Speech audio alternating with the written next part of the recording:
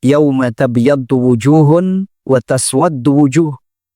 Pada hari kiamat kelak ada wajah yang Allah ubah jadi putih dan ada wajah yang Allah ubah jadi hitam. Dalam tafsir yang dijelaskan oleh Ibnu Umar, beliau mengatakan yauma tabyaddu wujuhu ahli sunnati wal jamaah.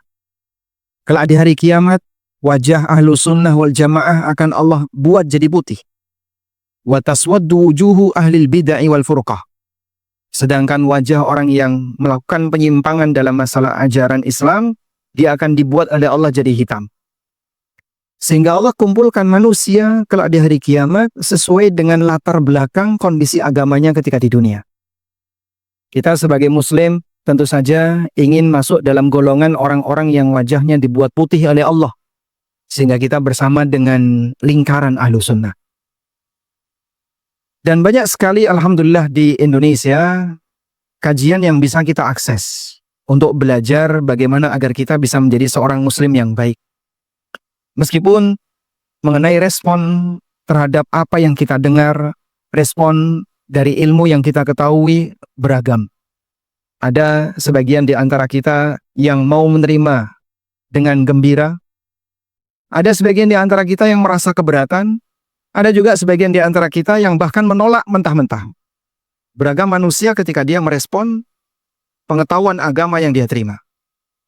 Di masa silam, musuh Nabi SAW juga beragam responnya. Para sahabat termasuk di antara orang yang ketika Al-Quran itu turun, mereka merasa gembira. Orang-orang munafik ketika Al-Quran itu turun, mereka justru malah menghina Al-Quran. Dan orang musyrikin tidak mau mendengar. Karena mereka merasa apa yang disampaikan oleh Al-Quran itu terlalu menyakitkan hatinya. Barangkali ada sebagian di antara kita yang kadang menolak untuk mendengar kajian tertentu, tema tertentu dengan alasan tema itu terlalu bersinggungan dengan kepentingannya. Saya nggak mau kalau dengerin kajian masalah halal haram. Saya nggak mau kalau dengerin kajian masalah apa misalnya berkaitan dengan kebiasaan buruk saya. Saya nggak mau dengerin kajian yang ini, dan seterusnya. Sehingga dia ketakutan ketika dia mendengarkan pencerahan yang itu bersinggungan dengan kepentingannya. Kaitannya dengan fenomena semacam ini, Allah Subhanahu wa taala menyebutkan dalam Al-Qur'an, "Fama lahum 'anit tadhkirati mu'ridin." Kenapa mereka berpaling dari peringatan Allah? Ka'annahum humrun mustanfirah. Perumpamaan mereka itu seperti keledai yang ketakutan. Farrat min qaswarah, yang dia lari dari kejaran singa. Itu keledai. Dan yang dimaksud keledai di sini adalah keledai liar. Keledai liar itu sama dengan zebra. Ini zebra, begitu dia lihat singa dari kejauhan, dia sudah lari terbirit-birit. Ada sebagian orang yang baru membaca flyer kajian saja, dia sudah ketakutan. Seperti itulah gambaran yang diberikan oleh Allah Subhanahu wa taala. Dan Allah kalau membuat permisalan dalam Al-Quran nggak tanggung-tanggung, Pak. Nyebut binatang. Sehingga kondisi manusia yang demikian ini diibaratkan oleh Al-Quran sebagaimana layaknya keledai yang ketakutan dari kejaran singa. Tentu kita tidak ingin termasuk di antara orang yang diperumpamakan oleh Al-Quran seperti itu. Karena itulah, teman-teman sekalian, di saat kita sudah menyatakan ikrar raditu billahi rabbah wa bil islami dina, aku telah ridho Allah sebagai Rabbku. Konsekuensinya apa ketika kita menyatakan Allah sebagai Rabbku? Aku ridho dia satu-satunya yang aku sembah. Aku ridho dia satu-satunya tempat diriku bergantung. Sebagaimana aku ridho untuk taat dan tunduk kepadanya. Wabil islami dina. Dan aku ridho Islam sebagai agamaku. Di saat kita sudah ridho Islam sebagai agama kita, kita sudah siap untuk menerima semua syariatnya. Karena sebagian orang yang kadang ketika dia bersinggungan dengan syariat Islam, modelnya tebang pilih. Kalau kayak gini gue demen nih. Yang kayak gini saya mau, yang kayak gini. Kalau yang kayak gini, wah ini terlalu keras. Terlalu, terlalu radikal. Dan aneka alasan ketika dia mau menolak ajakan syariat Islam yang menurut dia tidak sesuai dengan kepentingannya. Wabi Muhammadin sallallahu alaihi wasallam nabiyya. Dan aku ridho Nabi Muhammad sallallahu alaihi wasallam sebagai nabiku. Ketika kita ridho bahwasanya Nabi SAW sebagai Nabi dan utusan Allah, berarti seharusnya sikap kita, bagaimana tata cara ibadah kita, aktivitas yang kita lakukan disesuaikan dengan apa yang diajarkan oleh Nabi Sallallahu Alaihi Wasallam. Dari sinilah jamaah, seorang hamba yang punya karakter hati yang selalu ingin tunduk kepada aturan Allah, yang punya karakter batin ingin selalu sesuai dengan aturan Allah, dialah manusia yang dicintai oleh Allah.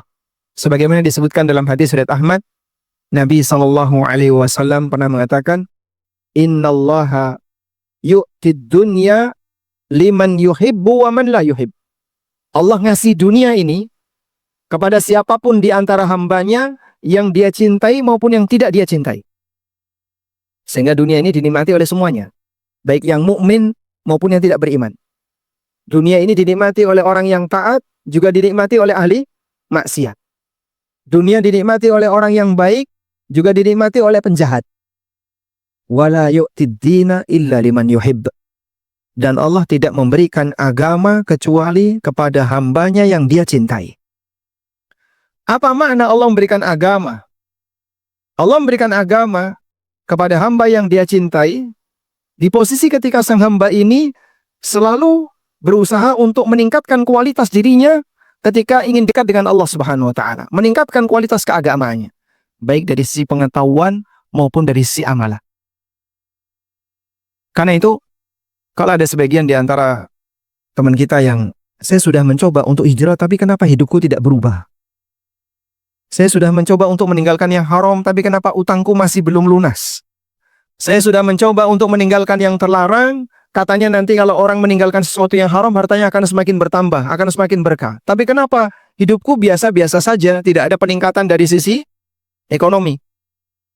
Anda perlu pahami, bahasanya balasan yang diberikan oleh Allah kepada orang yang memang serius mau meningkatkan agamanya, ternyata bentuknya bukan dunia.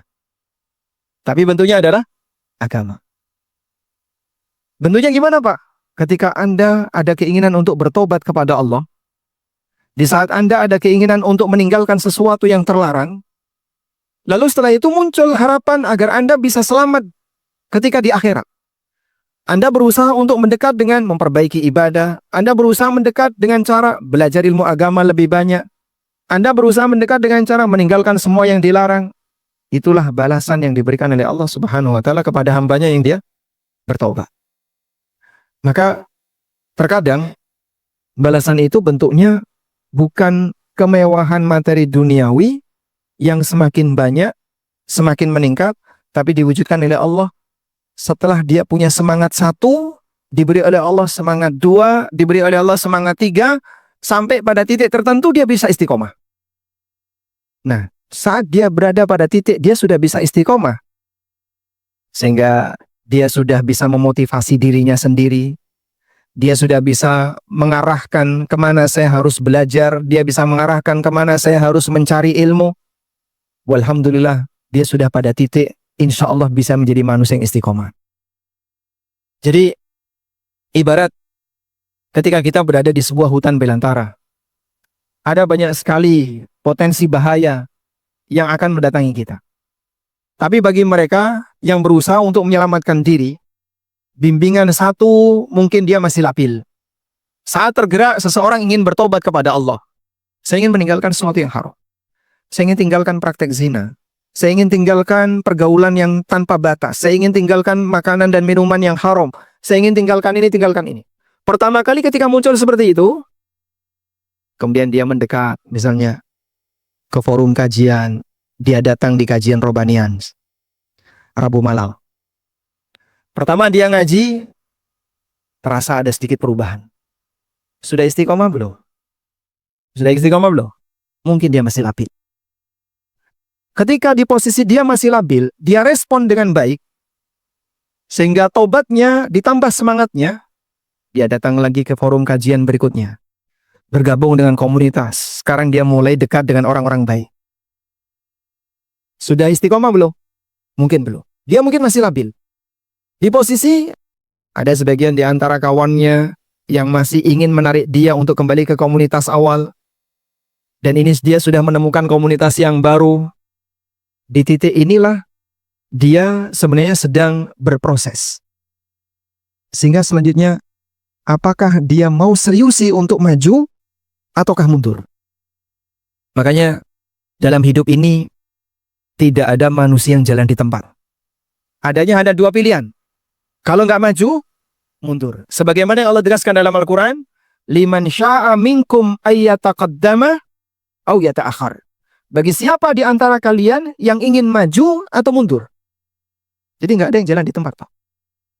Tahap awal ketika dia menjumpai keinginan untuk hijrah, alhamdulillah ketemu dengan komunitas yang baik. Lalu dia ikut belajar. Pertemuan pertama, ketemu dengan orang-orang baru. Kok wajahnya aneh-aneh ya? Awalnya dia mengira wajahnya serem-serem. Wah, ternyata Masya Allah. Walaupun jenggot panjang, tapi muka menawan. Ketemu yang kedua, ada keinginan untuk lanjut. Ketemu yang ketiga, dia sudah dekat dengan komunitas yang baru. Mungkin dia masih punya ketertarikan untuk balik. Tapi ketika dia respon dengan baik, Allah kasih hadiah pemahaman agama bertahap, sampai akhirnya dia menjadi manusia yang istiqomah. Di posisi inilah seorang hamba butuh untuk merespon apa yang diberikan oleh Allah Subhanahu wa Ta'ala. Karena itu, dalam Al-Quran di surat At-Taubah, Allah Subhanahu wa Ta'ala menjelaskan bahwa taubat yang dialami oleh seorang hamba itu diapit dua taubat dari Allah. Taubat yang dilakukan oleh seorang hamba itu diapit oleh dua taubat dari Allah. Allah Ta'ala berfirman, "Tsumma taba 'alaihim liyatubu. Innallaha huwat tawwabur rahim." Kemudian Allah Subhanahu wa Ta'ala memberikan hidayah kepada dia untuk bertobat. Liyatubu, agar mereka bertobat. Innallaha huwat tawwabur rahim. Sesungguhnya Allah dialah zat yang maha penerima taubat. Baik, biar Anda lebih maksimal, silakan Anda buka surat At-Taubah ayat 118. Surat At-Taubah, surat keberapa? Surat keberapa? Ke-9, ayat 118. Sudah? Ketemu Bapak? Ketemu ya? Di bagian akhir, Allah Subhanahu wa Ta'ala mengatakan, "Tsumma taba 'alaihim liyatubu. Innallaha huwat tawwabur rahim." Anda lihat, ada berapa kata taubat di situ? Ada berapa kata taubat, Pak? 3. Yang pertama apa? Yang pertama, "Tsumma taba 'alaihim." Yang kedua, liyatubu. Yang ketiga, innallaha huwat tawwab ar-rahim. Dah? Sehingga di situ ada 3 kata tobat. Kata tobat yang pertama datang dari Allah. Tsumma taba 'alaihim. Kemudian Allah memberi hidayah tobat bagi mereka. Kata tobat yang kedua, liyatubu, agar mereka mau bertobat. Kata tobat yang ketiga dikembalikan kepada nama Allah, innallaha huwat tawwab. Sesungguhnya Allah zat yang maha menerima taubat. Maksudnya bagaimana, Pak? Dari 3 kata tobat ini, tobat yang datang dari Allah ada 2. Pertama dan yang ketiga. Sedangkan tobat yang dilakukan oleh makhluk hanya 1, yaitu di pertengahan. Sehingga ulama mengatakan, taubat hamba diapit 2 taubat dari Allah. Apa makna 2 taubat dari Allah? Taubat yang pertama adalah hidayah bagi sang hamba untuk mau bertobat. Hidayah yang diberikan oleh Allah bagi sang hamba untuk mau bertobat. Sehingga pertanyaannya, seorang hamba bisa bertobat, triggernya itu siapa? Hidayah Allah. Sehingga siapa pemicu orang ini bertobat? Petunjuk dari Allah. Petunjuk itu bentuknya apa, Pak? Beragam.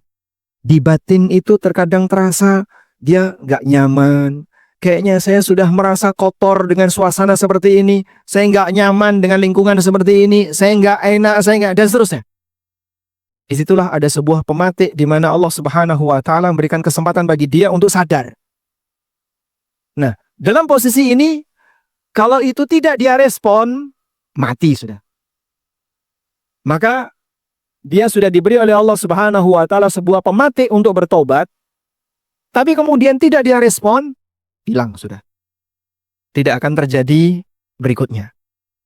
Dan banyak orang yang terkadang dia ketika ada ajakan yang muncul dalam nuraninya, merasa bersalah, merasa berdosa, merasa nggak nyaman, tapi dia tidak respon. Salah satu di antara faktornya adalah dia menghibur dirinya sendiri. Gimana Pak bentuk menghibur dirinya sendiri? Cuman kayak gini doang kok, masa masuk neraka?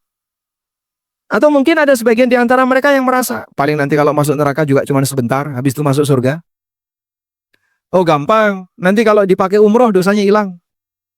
Tenang saja, nanti kalau kita sudah hari raya Idul Fitri, begitu selesai puasa Ramadan, Idul Fitri, seperti bayi yang baru saja lahir dari rahim ibunya. Ini yang masih mau puasa, Pak. Sehingga ada banyak sebagian orang yang dia menghibur dirinya ketika dia merasa bahwasanya ini adalah sebuah perbuatan maksiat, tapi dia hibur dirinya sehingga perasaan merasa salah tadi hilang. Allah Subhanahu wa taala bercerita tentang peristiwa yang dialami oleh saudara-saudaranya Yusuf. Saudaranya Yusuf mau ngapain terhadap Nabi Yusuf, Pak? Ya, mereka mau membunuh Yusuf. Dalam rapat yang mereka buat untuk menentukan makar apa yang harus mereka lakukan terhadap Yusuf, konspirasi apa yang akan mereka lakukan terhadap Yusuf, salah satu di antara mereka mengusulkan, uqtulu Yusuf, awitrahuhu ardhan, yakhlu lakum wajhu abikum, wa takunu min ba'dihi qauman salihin.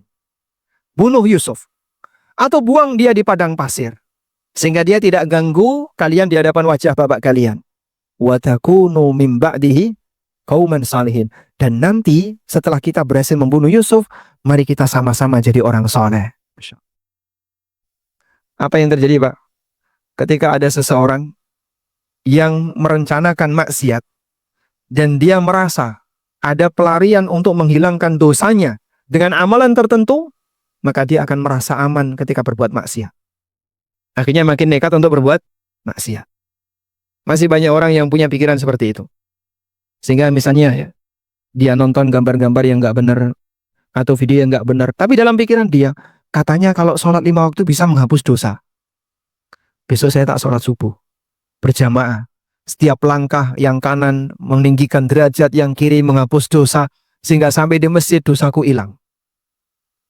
Orang kalau punya keinginan untuk berbuat maksiat dan di saat yang sama dia merasa ada pelarian untuk menghilangkan dosanya, maka dia akan merasa aman. Sehingga dia semakin nekat untuk berbuat jahat. Siapa yang jamin bro kalau dosamu pasti diampuni? Siapa yang jamin kalau kesalahanmu akan diampuni oleh Allah? Padahal jamaah dimulakan Allah, praktek yang terjadi pada saudaranya Yusuf diceritakan oleh Allah untuk memberikan kita pelajaran. Orang semakin nekat berbuat jahat, berbuat maksiat ketika dia yakin bahwasanya ada pelarian untuk menghilangkan dosanya dengan cara jadi orang soleh. Banyak koruptor yang berpikir hasil korupsinya kalau dipakai umroh nanti pulang seperti bayi yang baru lahir dari rahim ibunya, 0 dosa. Banyak juga orang yang berpikir kalau saya rajin sedekah maka harta haram itu akan tersucikan dengan sedekah dan zakat yang saya bayarkan. Masih sisa banyak yang boleh saya simpan. Dan seterusnya. Sehingga tidak ada merasa bersalah, tidak ada ketakutan ketika berbuat dosa, dan seterusnya. Baik. Disebutkan dalam riwayat yang sahih, ada seorang sahabat namanya Zaid bin Arqam. Zaid bin Arqam ini pernah menawarkan kepada istrinya untuk melakukan transaksi inah, jual beli inah. Bapak pernah dengar istilah jual beli inah? Mungkin ada yang sudah pernah ya. Inah itu kamuflase riba. Jadi contoh sederhana ya, saya dengan beliau. Beliau datang ke saya untuk pinjam uang, misalnya 5 juta. Berapa lama mau dicicil? Selama setahun. 5 juta setahun. Saya paham saya nggak boleh riba. Tapi saya nggak dapat keuntungan apa-apa. 5 juta saya pinjamkan, balik setahun, 5 juta juga. Nilai mata uang saya turun. Tapi saya tidak boleh mendapatkan keuntungan. Ya sudah, saya kasih solusi gini aja. Gini aja. Saya jual kepada Anda benda ini senilai 4 juta. Loh, saya itu mau pinjam duit kok, malah disuruh beli barang. Udahlah, ikuti saya saja. Kamu beli barang ini senilai 4 juta. Sudah? Dibayar selama setahun. Sudah, Mas? Nah, Anda terima ini, Anda membeli barang saya senilai 4 juta atau 5 juta dibayar selama setahun. Jadi saya menjual barang ini ke beliau 5 juta dicicil selama setahun. Udah? Lalu saya minta kepada beliau, sekarang tolong jual barang ini ke saya. Nah, kemudian Anda jual barang ini ke saya kembali dengan harga 4 juta tunai. Maka saya bayar ke beliau 4 juta tunai. Barang ini balik ke saya dan saya menyerahkan ke beliau berapa? 4 juta. Baik, kita berpisah. Barang balik ke saya, tapi saya punya piutang berapa? 5 juta. Dibayar berapa? Setahun.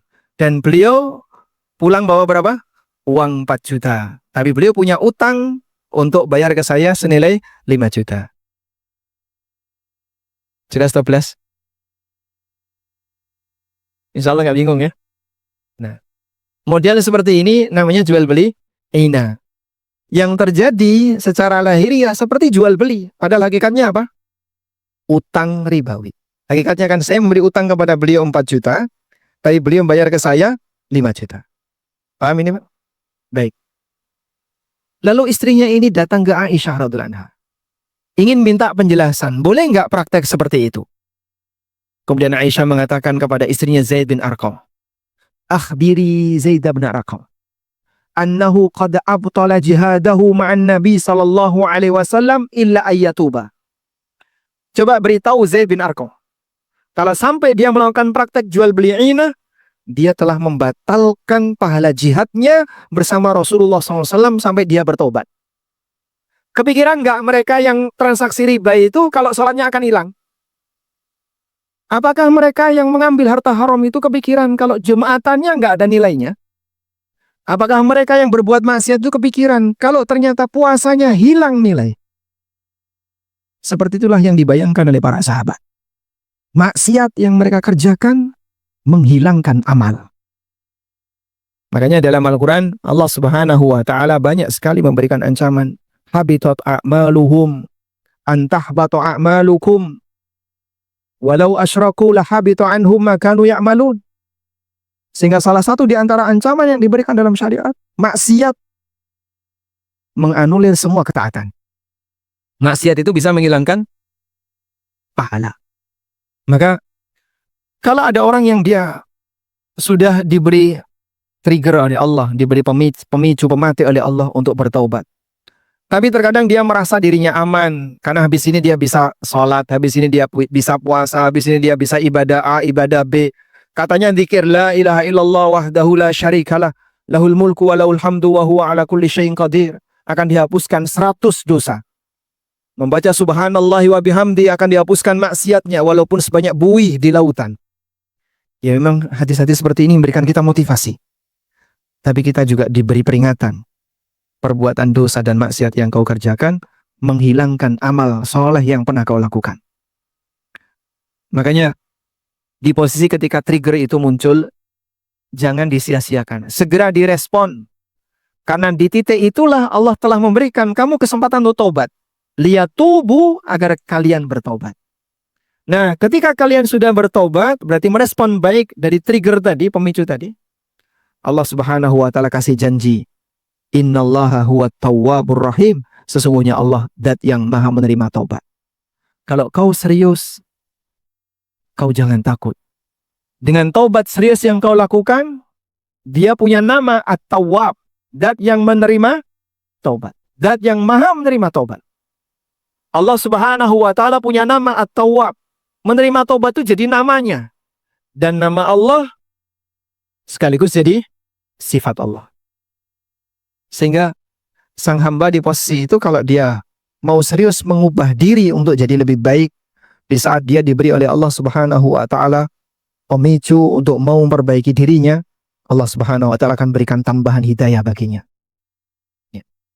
Di ayat yang lain Allah Subhanahu wa Ta'ala berfirman, "Walladzina jahadu fina lanahdiyannahum subulana."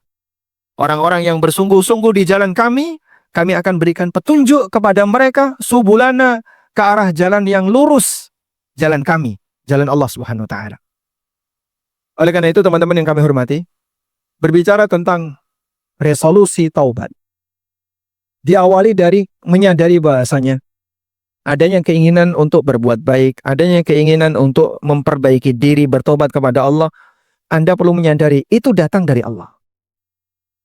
Jadi ibarat kalau misalnya kita bicara berkaitan dengan dunia ekonomi, orang dikasih modal. Sudah? Silakan kau kembangkan. Di sini ada dua respon. Ada yang menyia-nyiakan modal itu sehingga habis, tidak bernilai.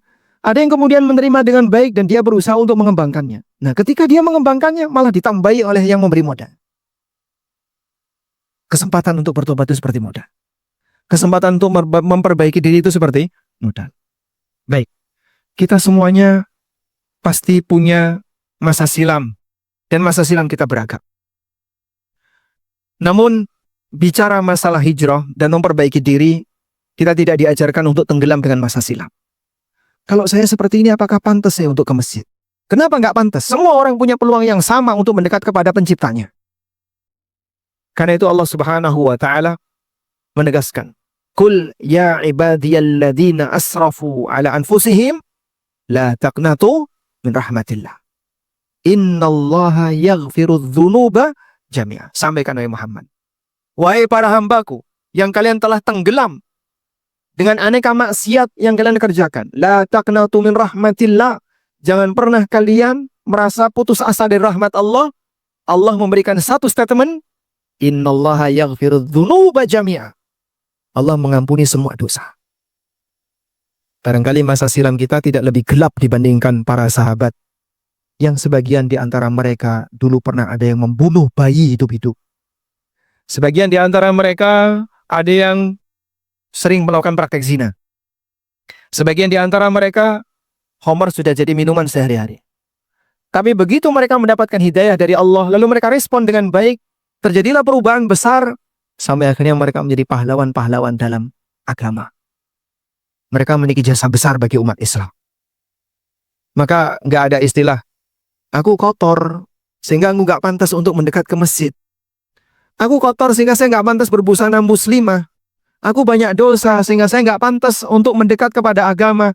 Itu tipuan setan agar kau bertahan. Trigger yang ada pada dirimu, kesadaran kamu salah. Dia menyadari kalau dia salah. Makanya dia berani bilang apa? Saya kotor, saya banyak dosa, saya sering berbuat maksiat. Itu adalah trigger kalau dia sebenarnya mengakui kalau dirinya salah. Tapi dihalangi dengan cara putus asa. Karena itu Allah Subhanahu wa Ta'ala melarang keras praktek manusia yang putus asa dari rahmat Allah. Dan termasuk salah satu di antara dosa besar adalah putus asa dari rahmat Allah. Itu contohnya kayak tadi, Pak. Dia sudah merasa salah, dia merasa dirinya kotor, banyak dosa. Tapi di saat yang sama, dia malah nggak mau mendekat kepada syariat. Tidak mau mendekat kepada Allah. Karena dia merasa, aku kotor, masa saya pantas untuk berbusana muslimah. Baik, kesadaran kamu ketika kau mengakui dirimu keliru. Ayo mendekat kepada penciptamu. Dia zat satu-satunya akan menyucikan hambanya. Yang bisa menyucikan hambanya hanyalah Allah. Maka kalau Anda merasa jauh dari Allah, nggak mungkin Anda semakin menjauh dari Allah. Mau lari kemana? Contoh sederhana, Pak. Kalau Bapak takut kepada seseorang, apa yang akan Anda lakukan? Anda akan menghindar dari orang itu. Tapi kalau manusia takut kepada Allah, seharusnya apa yang harus dia lakukan? Bukan menjauh dari Allah. Kau mau menjauh kemana? Saya mau menghindar menjauh dari Allah. Nggak mungkin. Manusia bisa nggak menghindari dari hukuman Allah? Nggak mungkin. Maka seorang hamba ketika dia takut kepada Allah, solusinya adalah mendekatlah kamu kepada Allah. Tidak ada tempat pelarian yang paling aman bagi hamba ketika dia merasa dirinya kotor dan jauh dari Allah, kecuali dengan mendekat kepada Allah.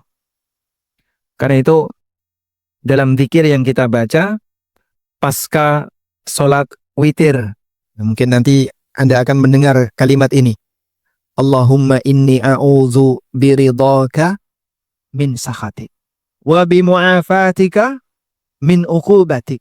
Nah, di situ ada kalimat wa a'udzu bika minka. Wa a'udzu bika minka.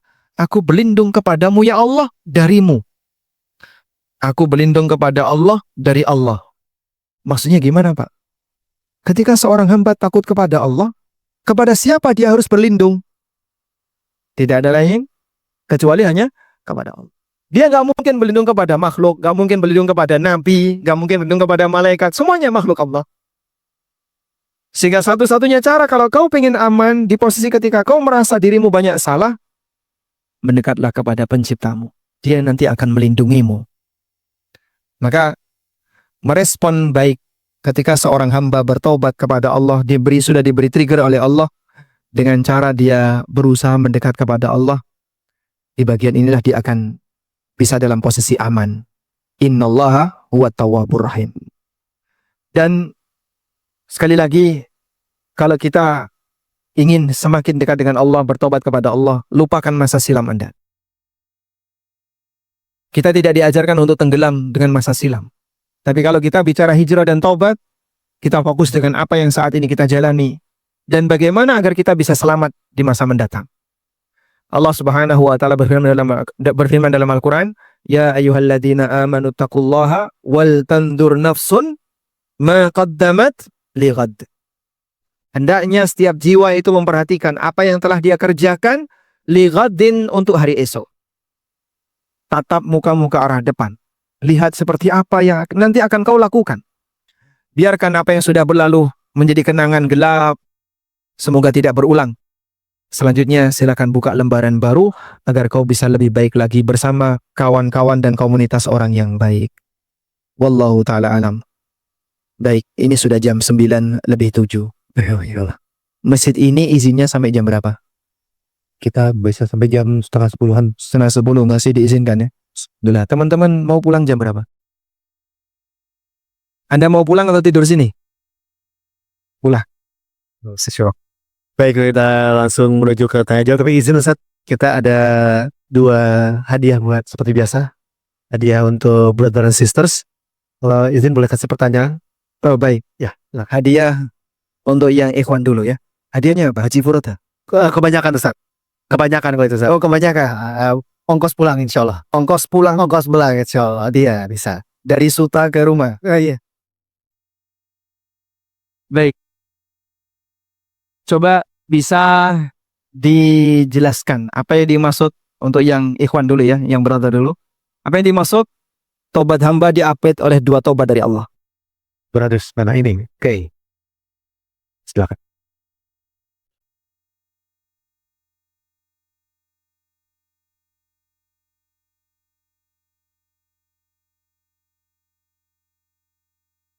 Baca ini boleh?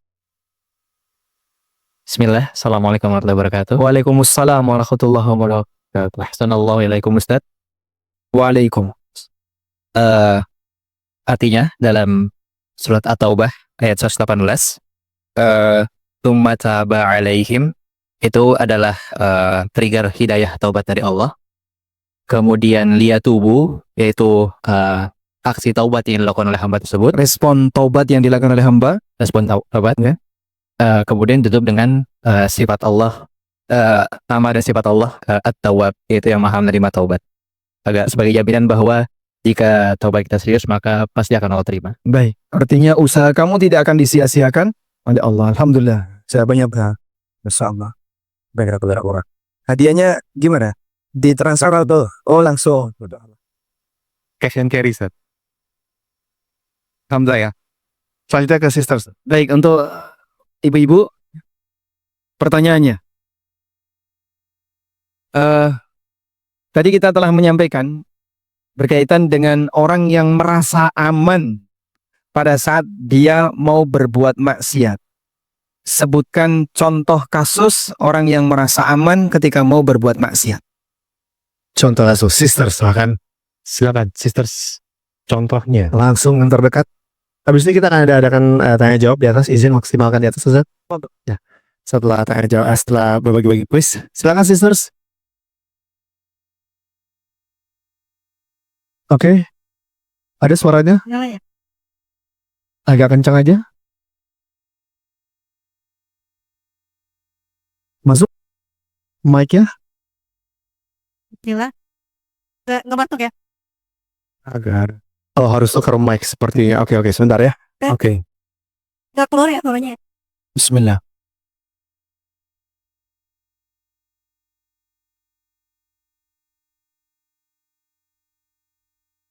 Baik semua. Seperti ada kendala teknis ya di belakang mikrofonnya yang disalurkan ke belakang. Bagi brothers ataupun sisters yang harus pulang meninggalkan tempat kajian, mohon tidak mengganggu yang lain, tetap berdengar suaranya. Dan khusus yang di jalur pintu utara, bagi brothers secara bersabar, kita sedang mendahulukan sisters dulu untuk keluar dari pintu utara supaya menghindari campur baur atau ikhtilat.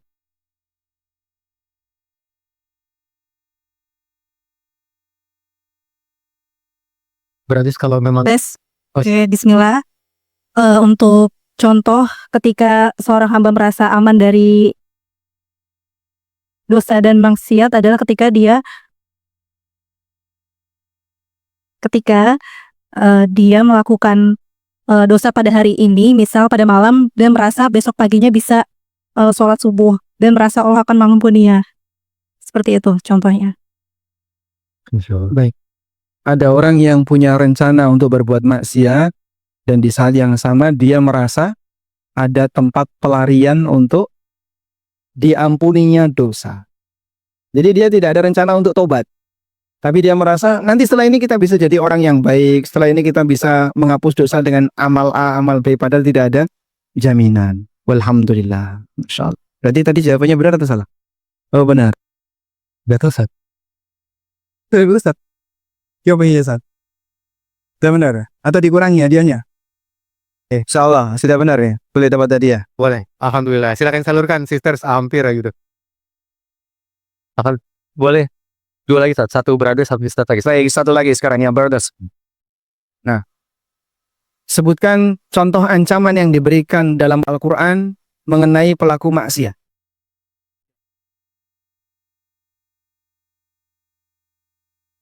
Jangan ini dia pasti Ustaz yang pegang. Ini ya. Oh iya, oke. Assalamualaikum Ustaz. Di antara azab bagi pelaku maksiat diantaranya yaitu kelak Allah akan menjadikan ia buta di hari kiamat dan juga membuat hidup dia sengsara diantaranya. Kalau yang tadi di materi itu menjadikan dia seperti keledai.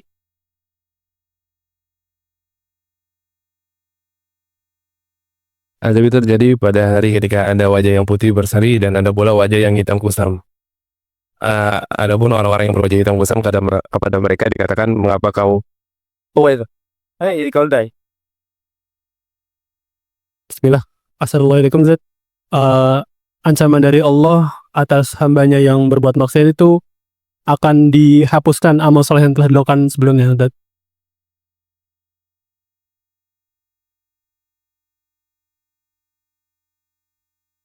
Ancaman yang diberikan oleh Allah bagi pelaku maksiat dihapuskan amalnya.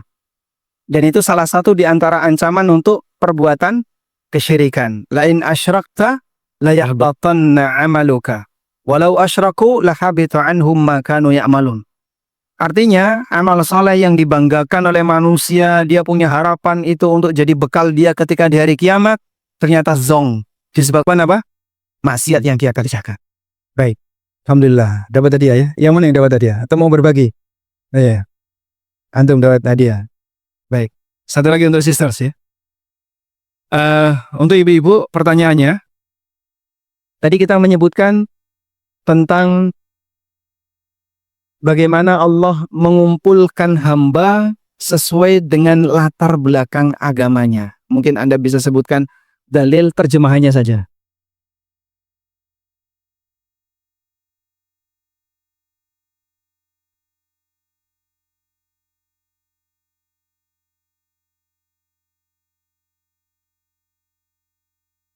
Bismillahirrahmanirrahim. Assalamualaikum warahmatullahi wabarakatuh. Waalaikumsalam warahmatullahi wabarakatuh. Kelak di hari kiamat ada yang Allah buat wajahnya menjadi hitam atau putih. Hitam atau putih? Hitam Hitam. Hitam dan dan putih. putih. Hitam dan putih. Yang hitam kayak apa, yang putih kayak apa? Yang hitam barang yang menyimpang di agama Allah. menyimpang di agama Islam. Yang putih wajah orang ahlu sunnah. Allah bantu kau. Ini kayaknya masih SMP ya? Oh, masih SMP. Nah, kelas berapa? 2 SMP. Kelas 2 SMP. Alhamdulillah. Baik, barakallahu fiki. Awad tadi, alhamdulillah. Insyaallah dapat nanti. Masya Allah. Wajah ajan. Baik, silakan. Terima kasih. Jazakallah, terus kita langsung mulai tanya jawab saja. Kita berikan lagi kesempatan pertama kali untuk sisters. Karena misalkan dari sisters yang mau bertanya. Ada? Kalau nggak ada kita ke brothers dulu. Sisters dulu yang mau bertanya, kalian silakan.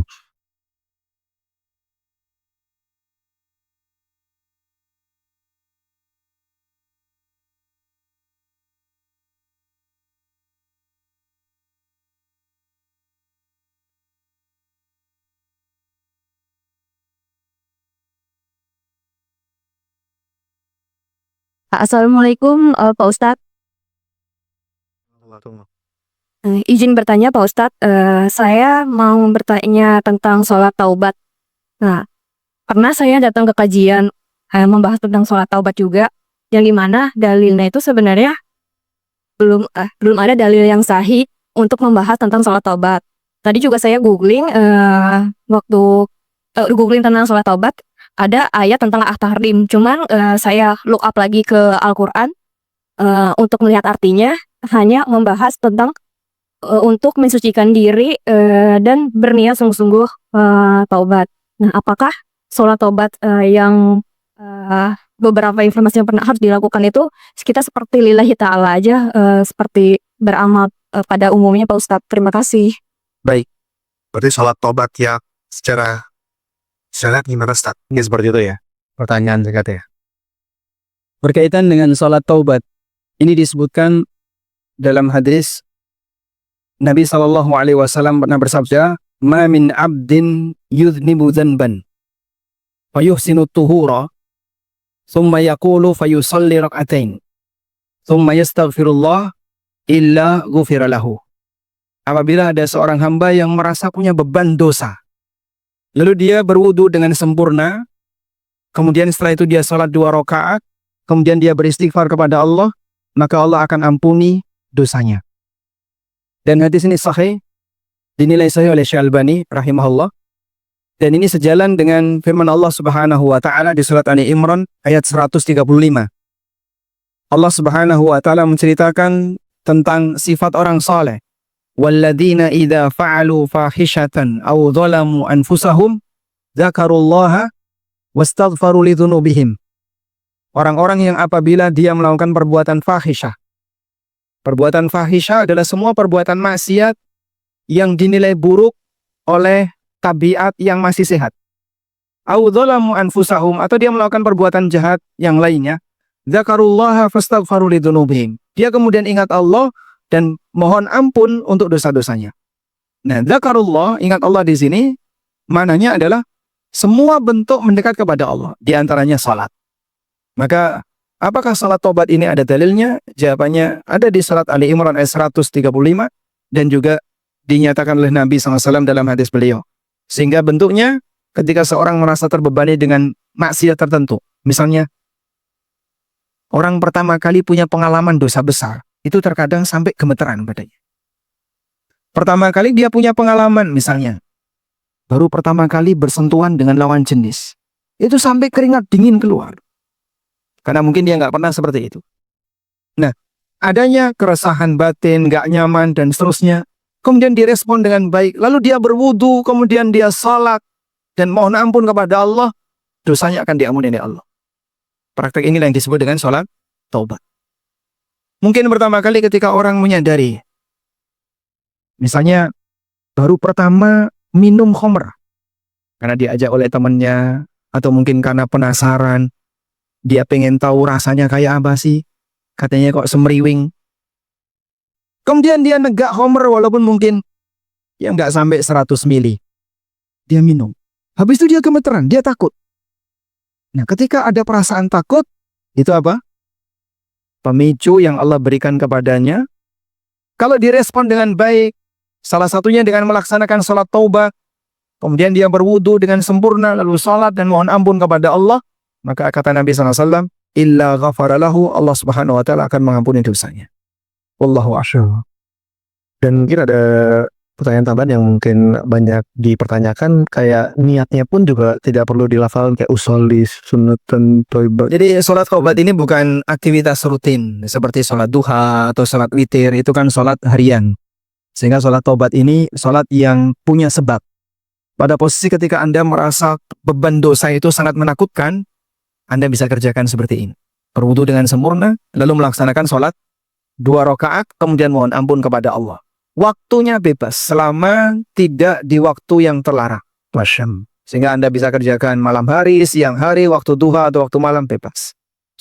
Semoga terjawab ya, sisters. Dan brothers, ada yang ingin bertanya mungkin? Oh, silakan. Ini dari sebelah kanan.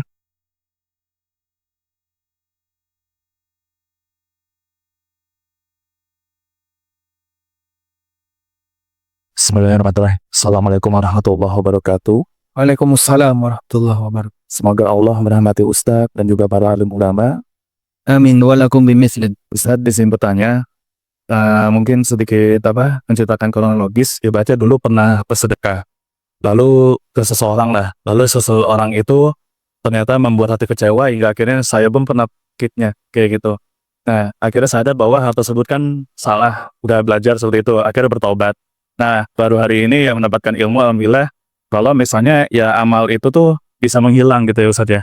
Nah, bisa nggak sih amal itu kembali lagi gitu Ustadz? Misalnya kan karena kita udah bertobat terhadap sedekah yang dulu, terus ternyata sedekah itu misalnya hilang kan seperti itu ya.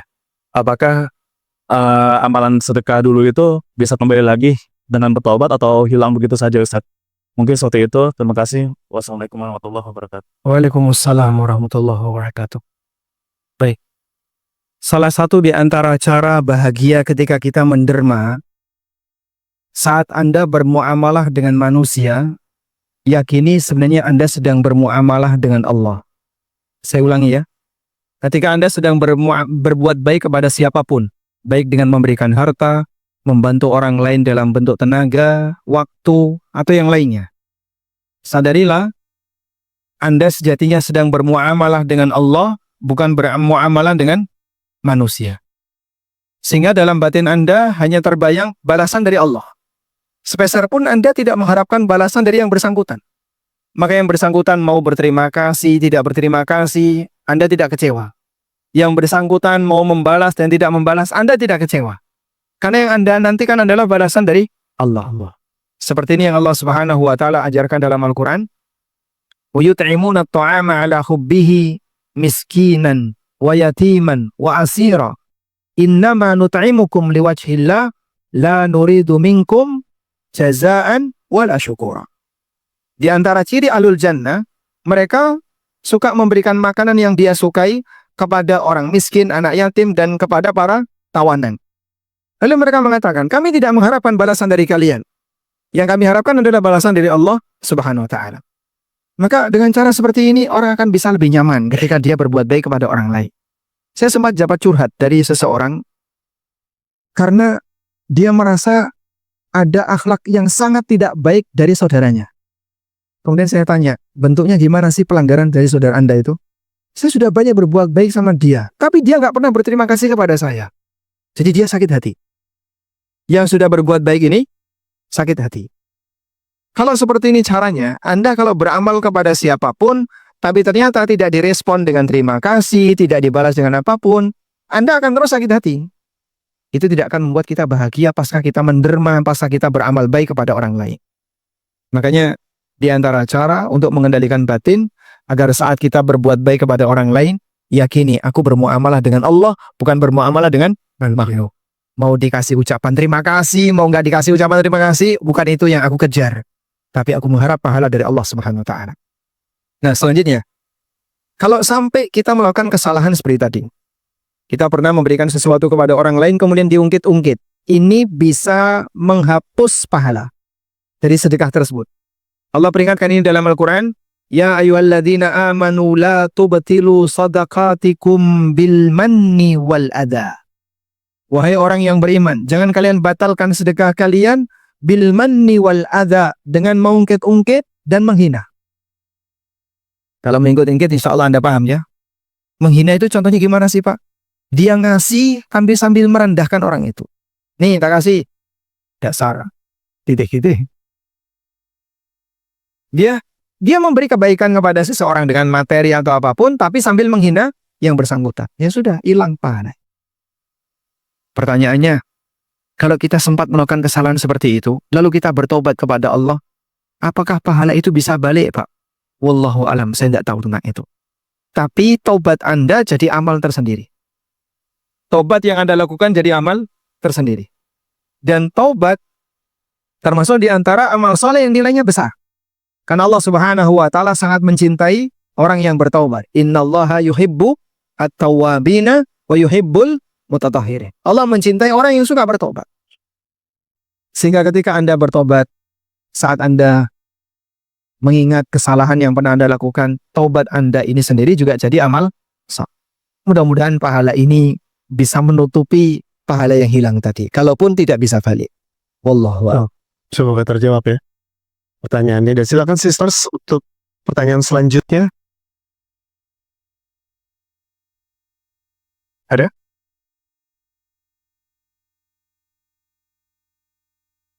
Assalamualaikum warahmatullahi wabarakatuh. Waalaikumsalam warahmatullahi wabarakatuh. Semoga Ustadz dan tim Rabanian selalu dalam lindungan Allah. Izin bertanya Ustadz, tapi pertanyaannya agak keluar dari tema, tapi semoga ini dalam bentuk kehati-hatian kita. Ustadz, jadi pertanyaannya, saya punya seorang teman yang ingin menggadaikan asetnya Ustadz.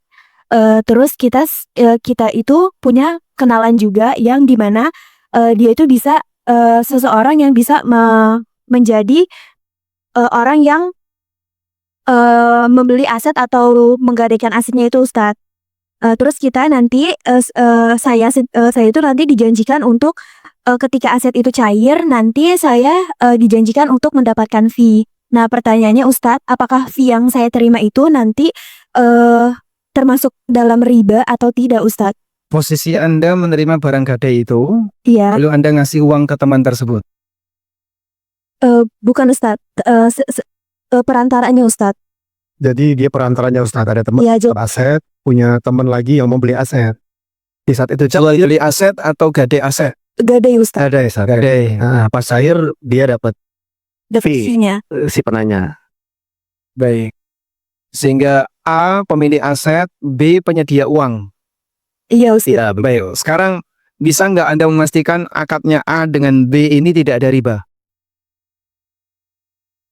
Pasti ada ribanya Ustadz. Pasti ada riba.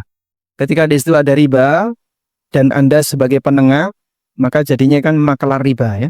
Wah, makelar riba. Allah berfirman wala ta'awanu 'alal itsmi wal udwan. Jangan tolong-menolong dalam dosa dan maksiat. Sehingga misalnya asetnya berupa rumah. Anggaplah nilainya 1 M. Dan untuk utang senilai berapa? 500 juta misalnya. Sehingga Anda sebagai perantara tadi, dia dapat utang 500 juta, tapi nanti mengembalikannya 550. Berarti ada ribanya. Maka di situ kemudian Anda mendapatkan fee, ya tidak boleh. Jika Anda tahu kalau transaksi A dan B di sini ada ribanya. Wallahu a'lam. Syukran jazakumullah khairan Ustadz. Jazakallah. Semoga diberikan jawaban yang solusi yang lebih baik ya mungkin ya. Siap. Lanjutnya untuk brother, silakan ada yang bertanya. Silakan baju hitam. Saya lapar dulu ya.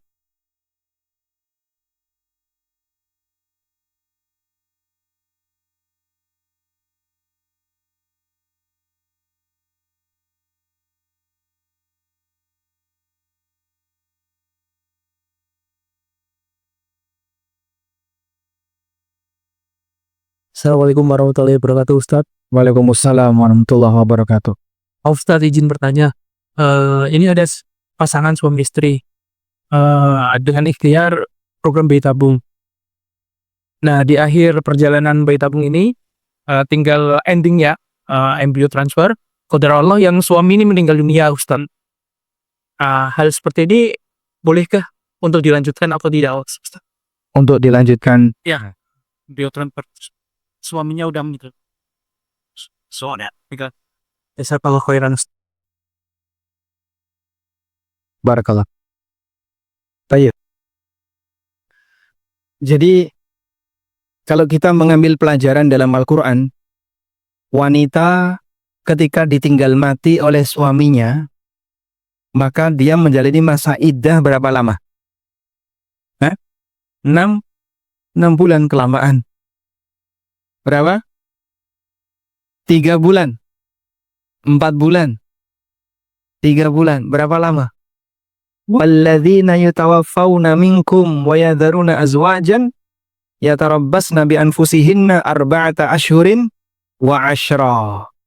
Wanita yang ditinggal mati oleh suaminya, maka dia menjalani masa iddah selama 4 bulan 10 hari.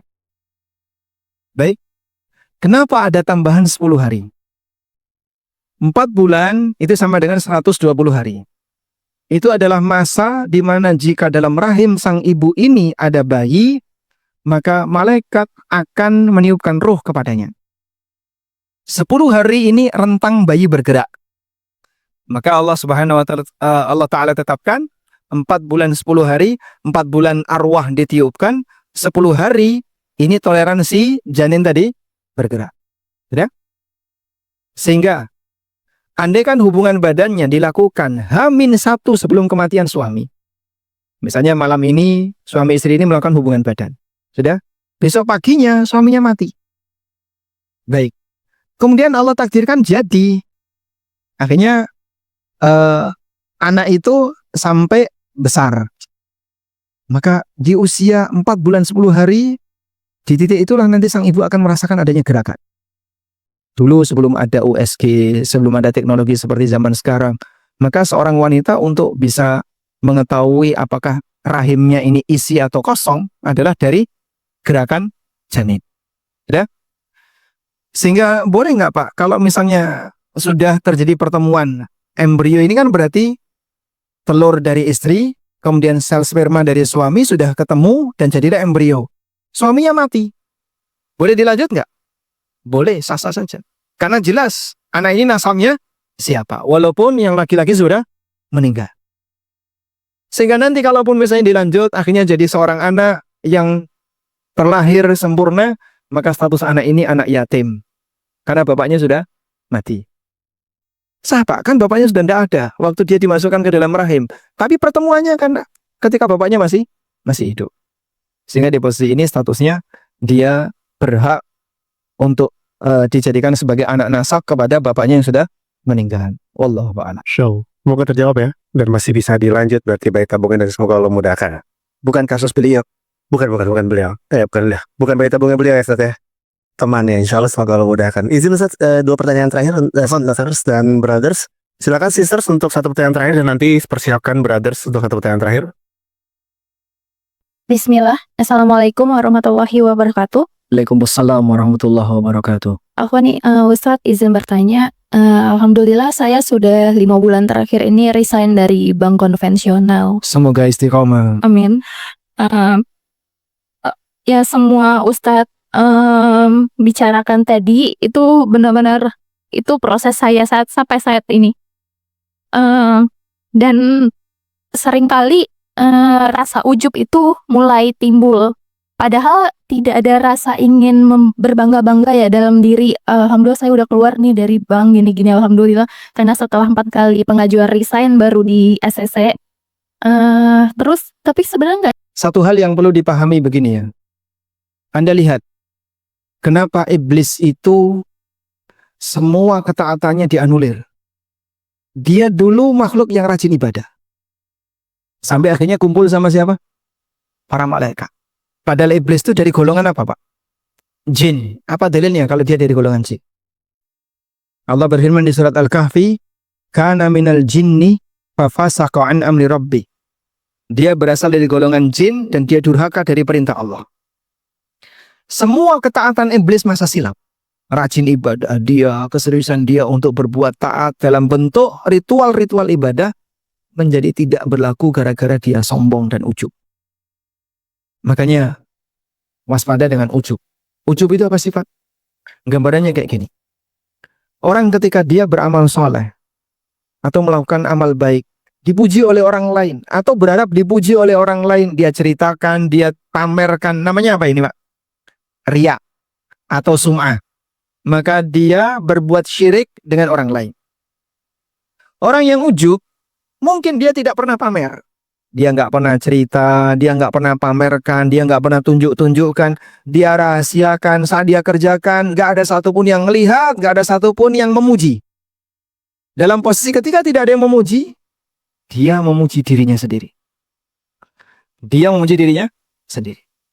Sehingga dia merasa, aku hebat, aku ikhlas. Aku bisa ikhlas. Amalku tidak ada yang memuji, aku jaga jangan sampai ada orang yang tahu aku memang orang yang hebat. Sampai pada titik, belum tentu orang lain bisa seperti aku. Nah, itulah ujub. Maka ujub itu asyirku bin nafsi. Syirik dengan dirinya sendiri. Farriya'u asyirku bil ghair, wal ujubu asyirku bin nafs. Riya itu dia syirik dengan orang lain, sedangkan ujub dia syirik kepada dirinya sendiri. Semua tindakan merasa bangga sampai melupakan zat yang memberi kepadanya, itulah bentuk ujub. Lalu gimana caranya Pak, agar kita bisa terhindar dari potensi ujub itu? Anda selalu iringi dengan tawadhu. Aku bisa seperti ini murni karena pemberian Allah. Aku bisa seperti ini karena petunjuk dari Allah. Aku bisa hijrah karena Allah yang menyelamatkanku, walhamdulillah. Aku bisa seperti ini karena Allah yang ngasih. Mengembalikan kepada yang memberi. Dengan cara demikian, aku sebenarnya nggak bisa apa-apa. Kalau Allah tidak menyelamatkanku, mungkin aku akan tetap bertahan di sana. Apalagi sulit sekali kalau sampai orang itu harus resign dari bank dengan gaji. Kalau di Jakarta, karyawan bank dengan UMR Jogja gede mana? Level apa ini? Naik lagi ya Ustaz, Masya Allah ya. Kayaknya nggak sopan kalau dibandingkan dengan apa. Sehingga dengan janji yang demikian atau salary yang demikian besar, fasilitas yang demikian mewah, belum lagi tingkat kebutuhan Anda yang juga besar, Masya Allah, mungkin itu godaan yang berat. Tapi saat Anda berhasil keluar dari situ dan Anda merasa, alhamdulillah ini murni hidayah dari Allah. Padahal sulit sekali untuk bisa keluar. Di saat itulah Anda akan lebih bisa bertahan untuk tidak ujub. Wallahu a'lam. Insya Allah.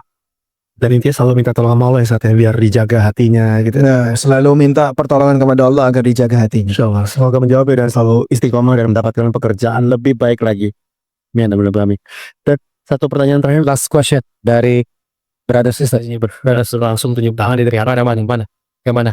Silakan. Depan. Kayaknya udah kayak itu dia tuh. Dia tadi udah berdiri soalnya. Maaf ya. Jadi udah berdiri sebelum. Ya itu dulu tuh. Ini resiko yang duduk di depan ya. Silakan. Ini mic-nya. Silakan apa tuh Pak? Ya, silakan. Siap. Mungkin 2 pekan lagi insya Allah ya. Harap bersabar. Silakan. Bismillah. Assalamualaikum Ustaz. Izin bertanya. Kalau ada seseorang yang mengatakan kepada saya, dia bisa meninggalkan musik, ganti dengan Al-Quran. Kemudian, tapi dia bertanya, bagaimana seseorang itu bisa terhindar dari fitnah perempuan? Karena ketika seseorang mungkin sudah menikah pun, dia tetap bisa mendapatkan fitnah wanita. Jazakumullah khairan Ustaz. Apakah ada athar yang menunjukkan bahwa para ulama itu bisa benar-benar terhindar dari fitnah wanita? Jazakumullah khairan. Berat pertanyaan terakhir ya. Harta, tahta, wanita ada saya Ustaz ya. Sama kuota. Kuota apa tuh? Oh, kontender. Ya. Sebenarnya ini sudah diperingatkan oleh Nabi SAW. Beliau menyampaikan, fattaqud dunya wattaqun nisa. Fa inna awwala fitnati bani Israila kanat fin nisa. Waspadalah terhadap dunia dan waspadalah terhadap wanita. Karena sesungguhnya fitnah dunia atau sesungguhnya Bani Israel itu fitnah yang pertama kali membuat mereka gagal disebabkan karena mereka tidak berhasil mendidik wanita. Lalu kalau Anda bertanya bagaimana caranya untuk bisa menghindari fitnah wanita? Inti dari fitnah wanita adalah ketika ada ketertarikan untuk melihat aurat wanita. Yang jelas itu diharamkan dalam syariat kita.